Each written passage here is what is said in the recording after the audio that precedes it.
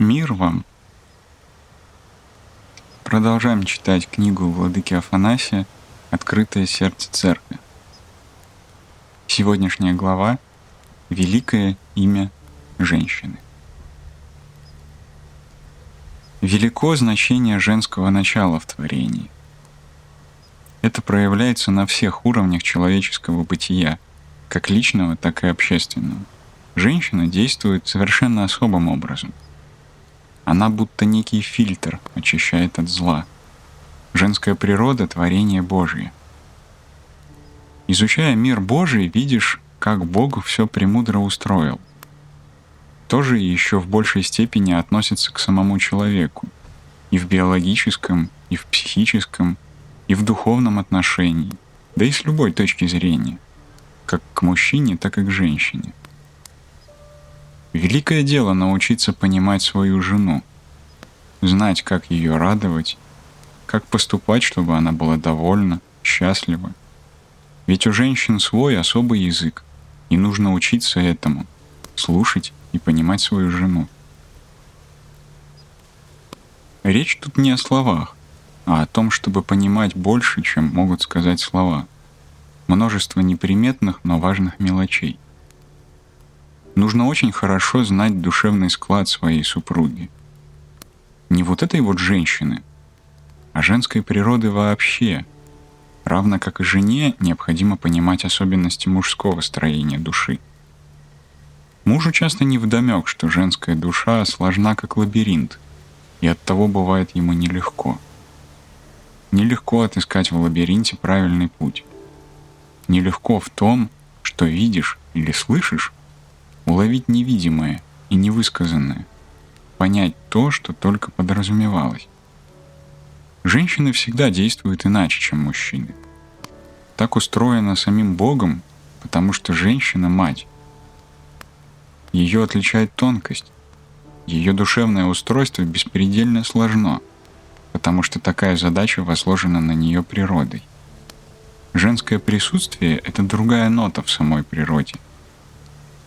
Вступая в брак, нужно очень хорошо понимать, что женишься не за тем, чтобы иметь детей.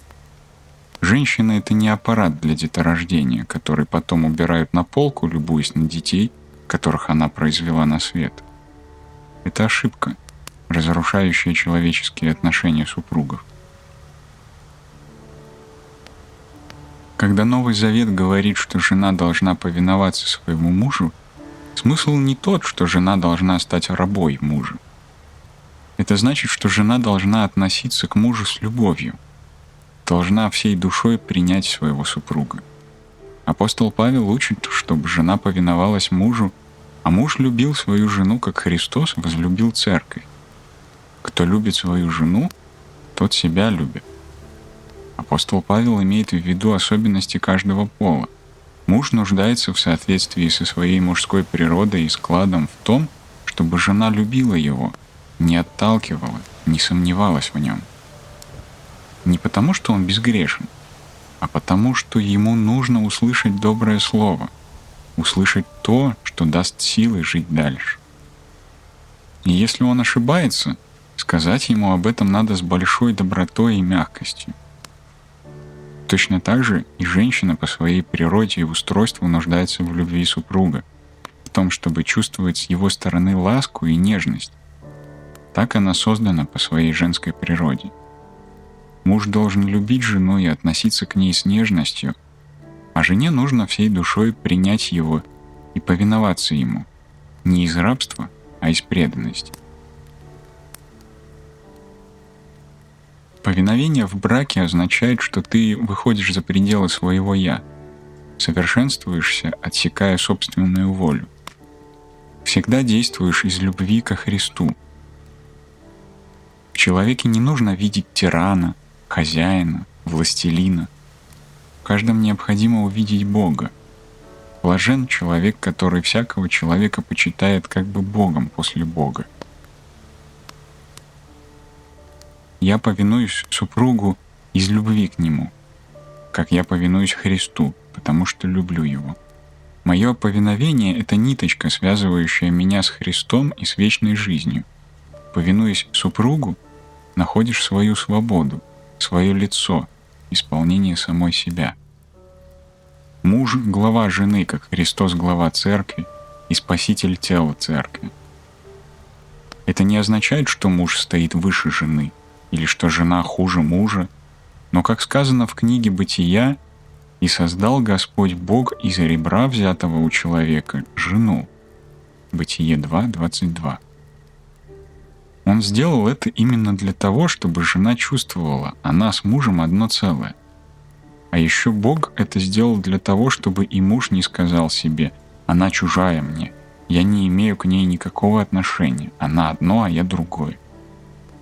Бог взял у мужа ребро, и Адам, увидев Еву, сказал: «Это кость от костей моих и плоть от плоти моей. Она будет называться женою». То есть не чужая, а моя. Она — это я сам.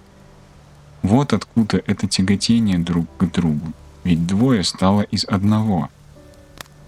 От ребра его воссоздавай жену, и спряги ему помощника. Сопряжение — это одна упряжка. То есть Бог взял жену с мужем и поставил их в одну упряжку, брачную упряжку, чтобы эти люди вместе несли крест и груз своего брака. Это не наказание, но путь. Ступая по нему, необходимо достичь связи с Богом. Христос — глава церкви, и делом главы было служить своей церкви, спасать ее, а не угнетать. И Он спасает ее, принося себя в жертву, за нее распятый и воскресший. Так и муж поставлен главой жены, чтобы защищать ее, служить ей, беречь ее, жертвуя собою, и если нужно, умереть за нее и свою семью. Апостол Павел говорит, что муж есть глава жены. Ефесеям 5:23. А один мудрый старец добавляет: да, но жена — сердце мужа. И точно так же, как тело без головы не тело, так и без сердца оно мертво, застыло, холодно. Если муж — глава жены, то и жена — сердце мужа. Поэтому Господь и не сделал их одинаковыми, именно с тем, чтобы они дополняли друг друга. Не мужчина и женщина, но двое воедино. Таким образом, повиновение жены мужу означает, что она принимает его жертву, защиту, служение, его стремление оберегать ее, и если понадобится, умереть за нее. А мужьям надо любить своих жен, как Христос любит свою церковь. Он не затем возлюбил ее, чтобы она служила ему, но чтобы осветить и очистить ее, привести нас к себе, прославленными его славой, не имеющими греха, порока и нечистоты, чтобы мы были святы и непорочны перед ним. Потому и мужья, как собственное тело, должны любить своих жен. Любящий свою жену себя любит. Нет ничего странного в том, чтобы любить и чтить, а не подавлять свою жену, потому что твоя жена — это ты сам. Любишь свое тело, заботишься о нем, даешь ему отдых, следишь и ухаживаешь за ним. Также должен ты, говорит апостол Павел, любить и защищать свою жену, заботиться о ней и служить ей. Ибо она не чужое что, но собственное твое тело, ты сам. В супружестве муж с женой духовно срастаются, и в этом единстве нет и не может быть никакого разделения. Нельзя отделить душу от тела. Так и супруги, словно душа с телом, должны быть в таком сообщении, чтобы ни в чем не разделяться. Когда церковь говорит, чтобы жена во всем слушалась мужа, и что муж — глава жены, речь тут не о том, что жена бессмысленная и безвольная раба мужа, а напротив, о согласии супругов. Ибо в послушании человек обретает величайшую свою свободу. Подчинив себя другому добровольно, сознательно, станешь всесилен и поистине свободен. Великое дело послушания. Кто сам себя подчинит из любви к Богу, тот поймет, что есть жизнь, что есть свобода, что есть радость. Итак, двое объединяются и учатся этой великой тайне, чтобы жена поддерживала своего мужа, а муж — жену. Мужу нужно познать, что дома, вблизи жены, он найдет мир. Это ему необходимо по природе. А жена должна научиться быть отрадой и утешением своего мужа. Жена должна чувствовать, что глава, то есть ее муж, к ней чуток и внимателен, что он заботится о ней, уважает и чтит ее. Как мозг печется о теле, так и муж должен заботиться о жене, чтобы она не была одна. Все это не укладывается в обыденное человеческое представление, потому что имеет иное измерение — Христово и Церкви. Когда в основу супружеских отношений положены Христос и Церковь, эти отношения углубляются и освещаются. В них открывается нездешняя перспектива, уходящая в вечность. Их цель — привести мужа с женой ко Христу, к соединению с Ним.